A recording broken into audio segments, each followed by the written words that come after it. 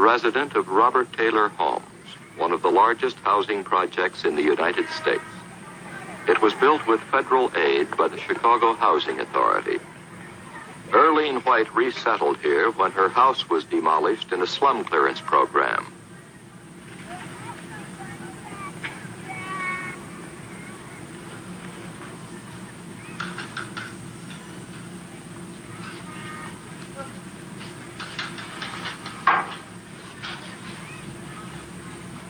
Like many other residents of Robert Taylor Homes, Mrs. White knows that the project is, physically, a vast improvement over the slums. Yet, like other tenants, she feels that within the project's great high-rise buildings, she is struggling with a new enemy. Anyone that is passing a high-rise project and looking in from the outside, it seems like a beautiful home, a clean home, and another place to live in. But I live inside of a high-rise in Chicago, and I know the atmosphere that I am living in. There's so many people in the high-rise, and there are 10 families to a floor. There are 154 to 56 families to one building. To each family, there are from 2 to 10 children. You go out to get groceries, you come up on the elevator, you have to wait 10, 15, 20 minutes before you can get it. With this many people around, when the mornings you wake up, there's children up and down the gallery with the noise, knocking on your door, a couple of neighbors arguing on the gallery. At night when you go to bed, it's the same thing. You feel that there's too many families involved, too many faces that you see. You can't go in or out of the building unless you're looking into many faces. You can't go to the chute to empty your garbage unless there's a million faces in front of you. And I wonder, who are my children playing with? Who are their friends? I wonder if I can raise my boys and girls here, and they can turn out to be the type of children and young men and ladies that I have always dreamed and hoped and prayed for them to be. You don't have privacy in your apartment. You have no doors to your closets. Why they don't put them up, we don't know. It's a lot of things go on that we don't know and we cannot even get an answer for. You can't hang your pictures like you want to. The walls are rough. You still can't paint them what you want to paint them. Someone would think that living in a high-rise building with as many family that is involved, that you wouldn't be lonely. But I feel living in a high-rise building like this, that you are very much lonely. There's too many people involved. You don't know who to trust. You can't really trust any to a certain extent because you don't know who the people are, what they represent. The best thing that you can do is try to keep your business to yourself and to stay alone. It makes me feel as if this is not my home. This is only a place where I sleep and pay my rent.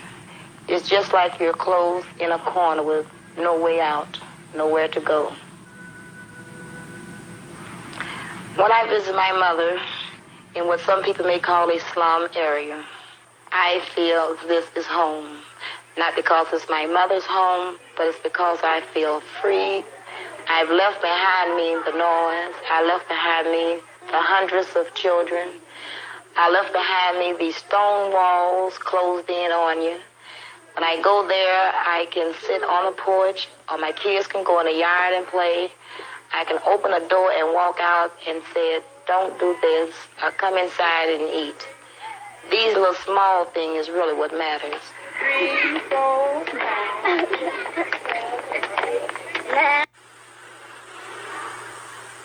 Earlene White and other tenants have taken their complaints to the Chicago Housing Authority, the agency responsible for planning Robert Taylor Homes.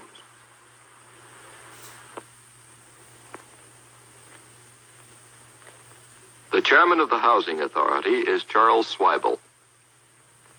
The lack of privacy and the number of people in a high-rise building would not necessarily create a mental strain. if we look at the background and where these people came from, this is where we need the education. We at the Chicago Housing Authority have interpreted the rules and regulations in regard to public housing to mean that we are to provide safe, decent, and sanitary housing, which means good housing, but not luxurious housing. Some of the individual complaints that I, as well as the people on the outside, have heard about the residents not being able to paint walls, not being able to hang pictures on the walls, are a slight over-exaggeration. We do give our tenants now a choice of 5 colors. This is an evolution. You must remember that these people have come out of slums. They have brought with them some of the slum-bred ideas, some of the slum-bred hostilities. In regard to hanging a picture on the wall, all we ask of them is that they notify the manager so we can give them the proper hook.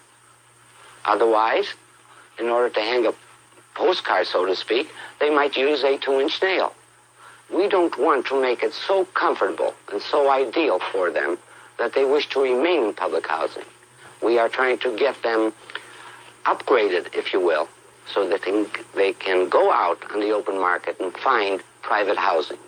I think it is very important for our residents to feel that they are individuals.